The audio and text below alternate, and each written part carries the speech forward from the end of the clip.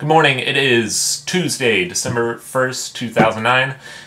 Today I woke up and saw that Barack Obama has announced he is sending 30,000 more troops to Afghanistan. So I'm going to talk about that. I know a few of you watching me may disagree with my conclusion that the war in Afghanistan is unjust, but hear me out and listen to the arguments and then come to a conclusion. I'm going to make a case against the war in Afghanistan from three different arguments. A financial argument, a constitutional argument, and a moral argument. First, the financial argument. The United States, as I have reiterated over and over again on this blog, is $12 trillion in debt. Okay, so you cannot simultaneously agree that we need to eliminate the national debt and then turn around and make the argument that we need to increase our military budget, increase our presence overseas, to expand our empire across the world. We cannot afford to do this. Where are we going to get the money? There is no money to fight this war in Afghanistan. Right now we have troops in 130 countries across the world. There's no reason for that. The United States should not be the policeman of the world. We should not be involved in nation building simply because we cannot afford it. We are so deep into debt right now. It's ridiculous to even be debating this. There's really, I don't know what else to say about that. Look at the case of the Soviet Union. Soviet Union in the 1980s got bogged down in Afghanistan for a good decade. It bankrupted their country, and they eventually dissolved in 1991. This is so clear-cut, I don't know how else to explain it. It's frustrating because you've got conservatives on the right, on one hand, denouncing the welfare state, but then promoting the warfare state. Okay, libertarians recognize that we need to eliminate both. We need to eliminate the welfare state and the warfare state because we cannot afford either of them. Likewise, people on the left denounce the warfare state and say that it contributes to the national debt, which is correct. But then they support the welfare state and all those entitlement programs such as Social Security and Medicare. We can't afford either of them. We need to get rid of them all.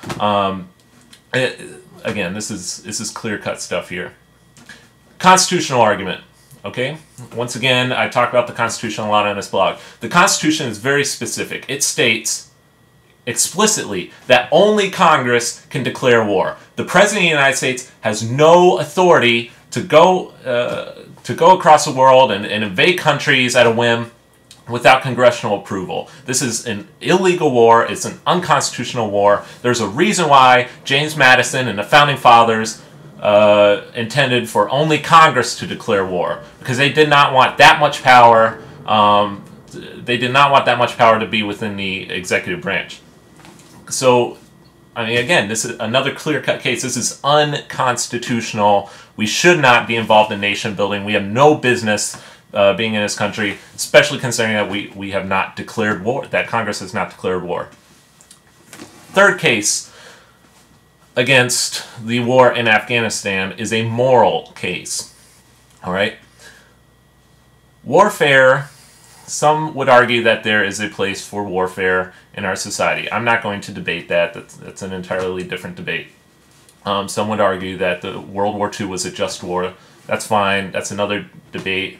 I might even agree to a certain extent.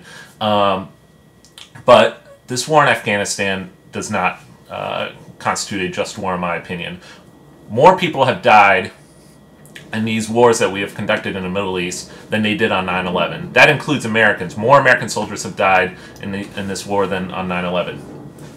We have drones right now in Afghanistan operated by bureaucrats thousands of miles away in North America that are dropping bombs on homes in Afghanistan and Pakistan, killing women, children, no trial. They'll just drop a bomb on a house of a suspect It's murder. I mean, I'm sorry. Like, just because the United States is conducting it does not make it right.